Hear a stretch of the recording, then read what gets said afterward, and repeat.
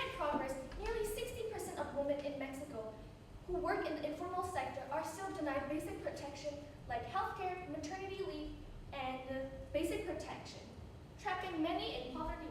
Imagine the untapped potential of a young woman who wants to start a business, but is trapped in a rural village with no access to education or credit. Her story resonates across the global south.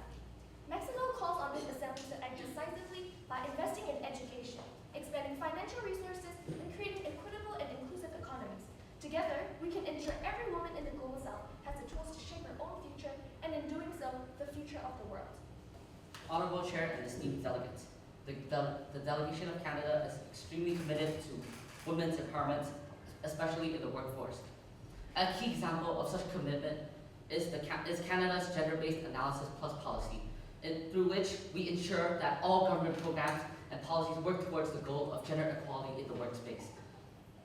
Canada's other programs, such as the Women's Voice and Leadership Program, seeks to dismantle the traditional boundaries set in the workspace through years and years of stereotypes. Canada also recognizes the crucial need for women empowerment in the global south.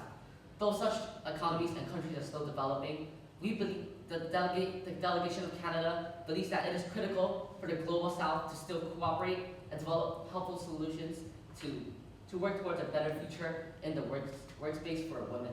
One of the most salient social injustices today is indeed the global gender wage gap.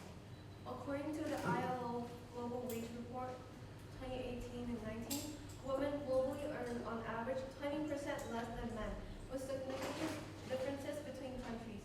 Women's economic exclusion in the global south is especially virulent, perpetuating persistent poverty and limiting overall economic growth.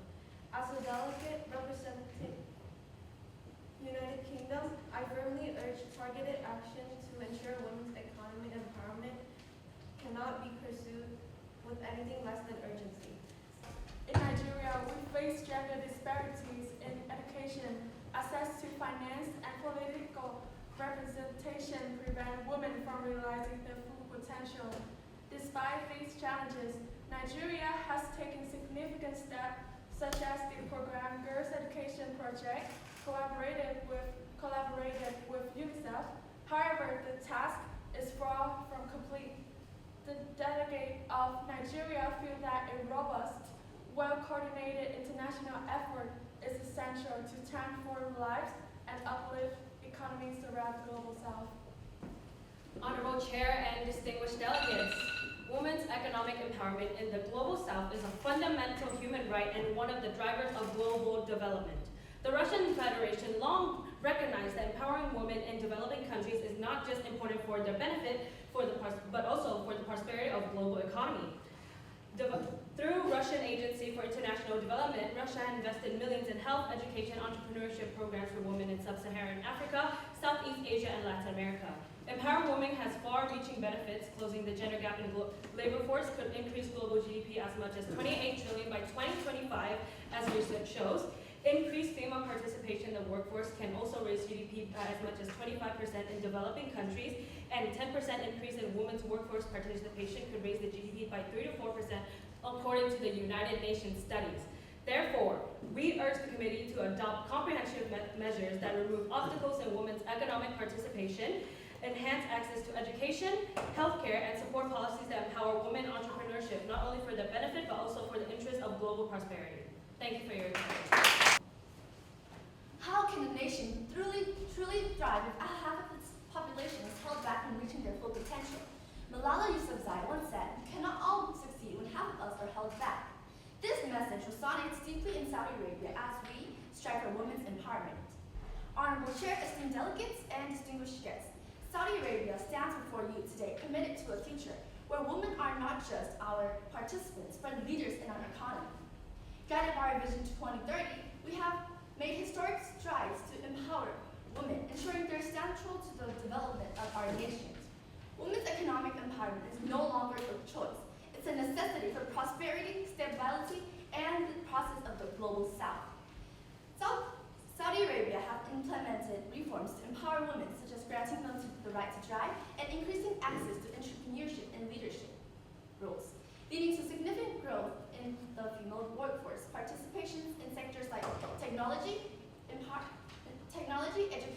finance.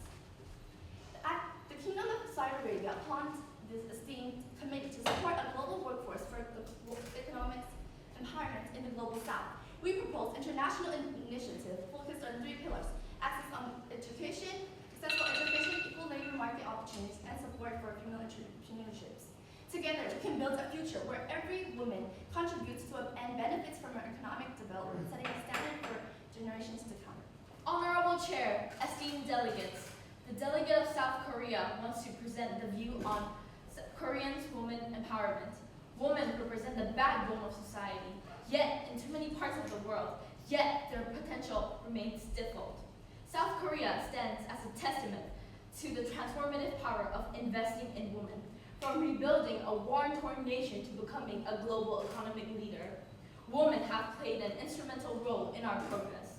But of course, we face multiple obstacles, such as religious barriers, cultural values. However, it's a terminating excuse to exclude women from studying and receiving diplomas. In regards to future, South Korea presents initiatives such as enhancing access in workplace, encouraging women's economic empowerment, promote political representation, and leadership to make sure every woman has a seat to lead the decision. South Korea stands ready to collaborate to make this vision a reality. Thank you. All right, we'll be voting on these from most to least disruptive, starting with the motion to extend the speakers list. All those in favor of extending the speakers list by 3 speakers, please raise your placards and raise them high. All those opposed? Good morning, Honorable Chair and fellow delegates. I'm the delegate of Japan. Gender inequality. It is a very serious issue that women are facing in every nation, including ours. According to the Kyodo News, which is awarded as the most reliable resource for Japan news, we continue to lag behind our peers in closing the gender gap, ranking the 118th among 146 countries in 2024. But now it is the time to take impactful actions. We came up with a new policy which prioritizes women's economic independence and diversity in the economy. There are also plans to hold the next international conference in 2025 centered on the theme Women, Peace, and Security. While half of the world population is women, yet women's right to healthcare, education, and their autonomy is at jeopardy every day all over the world. It is more prevalent in the global south, with countries who are still in the stage of industrialization and economic growth. Women in the global south have been subjected to the economic exclusion by gender norms, lack of education, the cultural views, and religious views. As a country who is a part of the global south, Indonesia acknowledges these issues and is committed to advancing gender equality and women's economic empowerment through mainstreaming gender equality in every policy, in every workplace, and in every home. Today, as we gather here, let me bring up a truth. Empowering women means empowering humanity. However, not many people may know that simple fact. Women in the global south remains to be affected by the harshness of poverty, lack of education, and limited economic opportunities. Not just the global south, but the gender pay gap stands at 20% globally. As a delegate of China, I can confirm that the People's Republic of China are fixated on women's empowerment. In 2021, China has provided legal aid to 329,000 women and juridical assistance to 16,000 women. The gender gap in education has been successfully eliminated, as there are 99.9% enrollment rate for both boys and girls. Moderated caucus on the topic of the role of international and regional organizations in women's rights. Please raise your placards and raise them high. Women's economic empowerment is not just about access to jobs and education. It's also about ensuring their rights to resources. Programs like Bali Sukri program have taken significant steps to raise awareness about women's implementing, such as the Convention on the Elimination of all forms of discrimination against women at the workplaces. Establishing regional norms. Regional organizations can establish regional norms and standards for gender equality and women's rights in a number of ways and in a very effective way. They can also support research on gender issues and collect data and statistics on gender equality so that they could use them for the future actions. South Korea acknowledges the transformative impact of international and regional collaboration in advancing women's rights. These partnerships have provided frameworks, resources, and shared knowledge to promote gender equality and strengthen women's empowerment in South Korea and beyond. In terms of international contributions, South Korea is an active supporter of UN Convention on the Elimination of All Forms of Discrimination Against Women.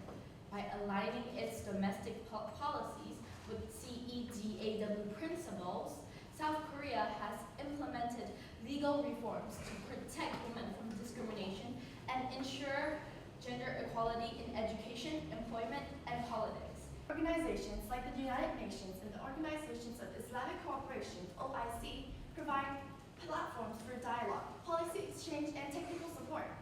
Initiatives such as UN Women's Partnership has influenced Saudi Arabia's reform, including enhancing gender equality in education and employment.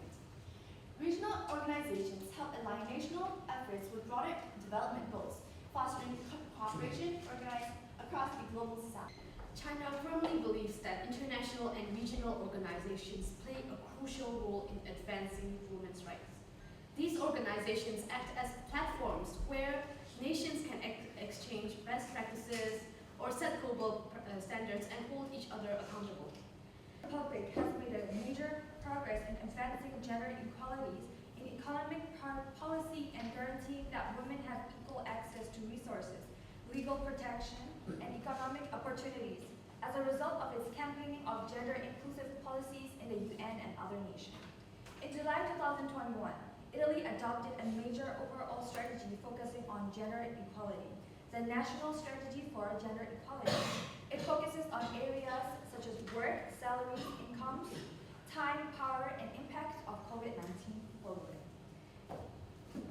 Each time a woman stands up for herself, she stands up for all women. It is time that we recognize the economic exclusion of women and eliminate these gender-based disparities, especially in the global south, such as South Africa. Women continue to face discrimination in both formal law and customary practice, as well as having limited access into financial services, which is a serious barrier to women's participation in all social, economical, and industrial life. It is time that not only Canada, but the world and the global south recognizes and combats the unfair practices against women in the workplace. The delegation of Canada recognizes and acknowledges the crucial role that international and regional organizations. Picture this with me.